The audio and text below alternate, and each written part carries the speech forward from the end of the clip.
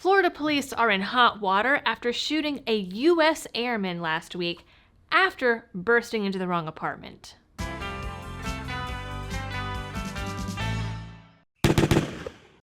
Hello everyone and welcome back to the channel. I don't know where you all live, but in my neck of the woods down here in South Carolina, it has been raining and storming for 4 or 5 days now, and the rainy weather always makes me very sleepy. So the Blackout Coffee has been pulling some double duty over here. Blackout is a family-owned coffee roaster based in Florida that supports channels like mine, veterans, and the Second Amendment. They have partner roasts that donate to some of your favorite gun rights groups directly, and special packages that you can send to soldiers and first responders. Plus, everything that you buy through my link helps support the channel. So to check them out, go to blackoutcoffee.com/libertydoll. All right, so let's set the scene.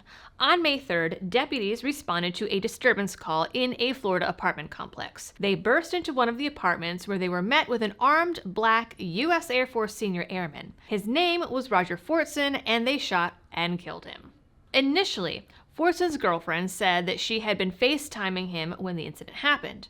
According to her statement, Fortson was home alone when he heard a knock on the door. He asked who it was, but didn't get an answer. Someone knocked again, and he told her that he couldn't see anyone through the peephole, so he got his gun, which was legally owned. According to his girlfriend, as he walked back through his off-base apartment, deputies burst in, saw the gun, and shot him 6 times. He died on scene, and the deputy involved was put on administrative leave while the incident is investigated. She, his lawyer, and his family all claimed that the deputy had burst into the wrong apartment. During a press conference, the sheriff said that the deputy had acted in self-defense, and they did not give any details on what the disturbance was or who called them. Fortson was assigned to the 4th Special Operations Squadron as a special missions aviator, where one of his roles as a member of the squadron's Ghost Rider aircrew was to load the cannons. According to his family, the 23-year-old had joined up with the Air Force immediately after high school, where he had graduated with honors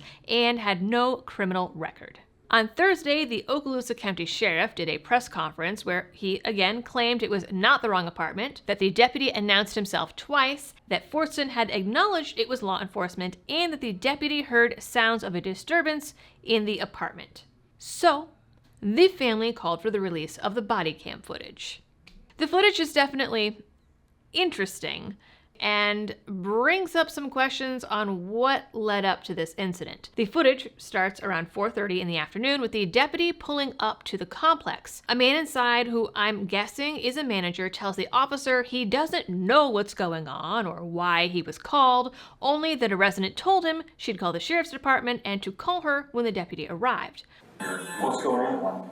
I'm not sure. I just was told to let her know if you guys come by, so I'm going to give her a quick call when she gets done. Okay. So there was a fight going on or something? I was not ready for that. Then the deputy goes out to the parking lot where one woman meets him and tells him that someone else told her that it sounded like a fight was going on and, quote, getting out of hand. She then says that 2 weeks before she heard yells and a slap as she walked by apartment 1401, but also admitted that she wasn't actually sure where the noise was coming from, and so she didn't call the police at the time. This woman is not the person who called the police. Are they fighting or something? Okay. But this time it sounded like it was getting out of hand. Okay, which school? I'm not sure. 2 weeks ago, I was walking by their apartment basically on this side, and I was hearing someone yell like, "Shut the fuck up," and stupid B word on the phone, and just like right after it, but I wasn't sure where it came from, and I couldn't call it. I didn't want to call the police. Which room is it? 1401. 1401, okay. 1401. But the girl sounded scared, the one that called. She said, she was like, saying that it sounds like it's getting really out of hand. So it's hit number 4 now? Okay. You mean, if we stand out there and direct the deputy that's coming through this area? It's not, you're going to go up to the 4th floor, and it's going to be on this side. Gotcha. This deputy never actually meets whoever called the police, at least in this footage. The deputy goes up to the 4th floor and he hangs out by the door for a bit, and you can't hear anything. He knocks and then walks away.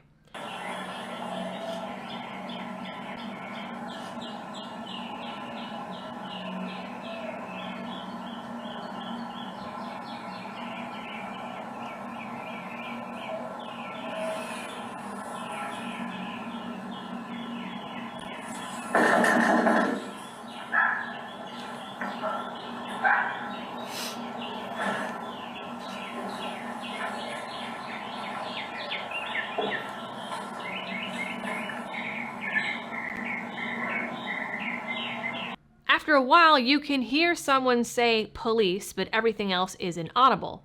Then the deputy knocks twice and announces himself.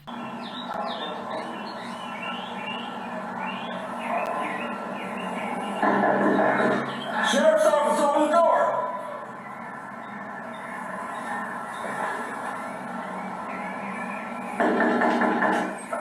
Sheriff's office, open the door! The apartment door opens and the deputy almost immediately fires his gun. After the fact, we can see Fortson standing at the door with his gun in his hand by his side. He immediately falls to the floor and the deputy starts yelling for him to drop the gun, which Fortin says he doesn't have and says that it's over there. The deputy calls in for help and the footage cuts there. Step out. Drop the gun! Drop the gun!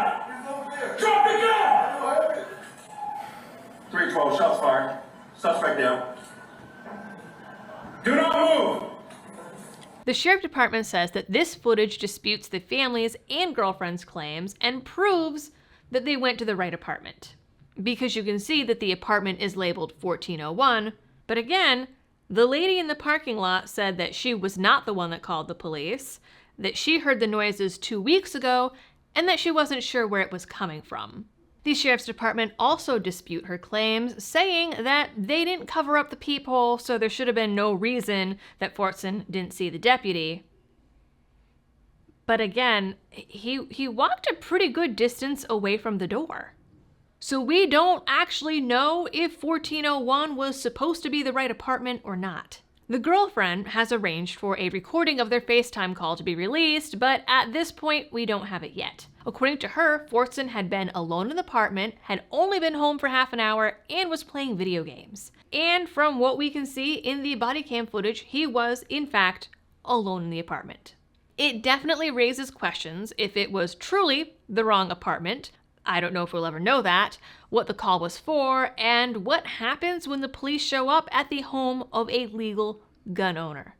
Ben Crump, who represented Trayvon Martin, Breonna Taylor, and George Floyd, has taken on the case, so unfortunately, I feel like this will be made entirely about race, and the fact that he was a legal gun owner will fall by the wayside. On the other hand, at least this case is getting attention. One of the biggest mistakes I think that the NRA made in recent years, outside of Wayne LaPierre and the whole bump stock thing, was not bringing more attention to or standing by the Philando Castile case. For those of you that don't know, he was a black legal gun owner who was pulled over, informed the police that he had a concealed carry license and a gun, and when they asked for his license, he moved to grab his wallet, told them he was not getting the gun, and the cop shot him. Many times. His girlfriend and her 4-year-old daughter were in the car with him, and she recorded the whole incident, which lasted 40 seconds. Immediately after the incident, the officer got the girlfriend out of the car, handcuffed her, and you can hear the 4-year-old crying and telling her mother to stop crying and screaming so she doesn't get shot. It is truly awful.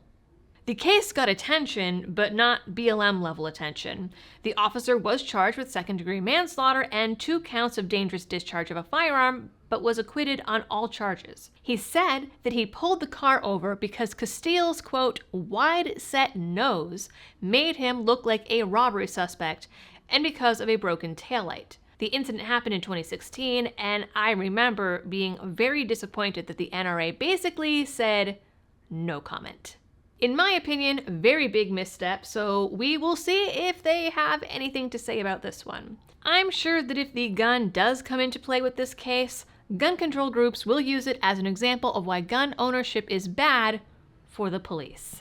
I'm definitely interested to see what other information comes out about this case, if any, because there are definitely some crucial details that are missing. In the meantime, please like, share, and subscribe if you are new here. Ring that notification bell.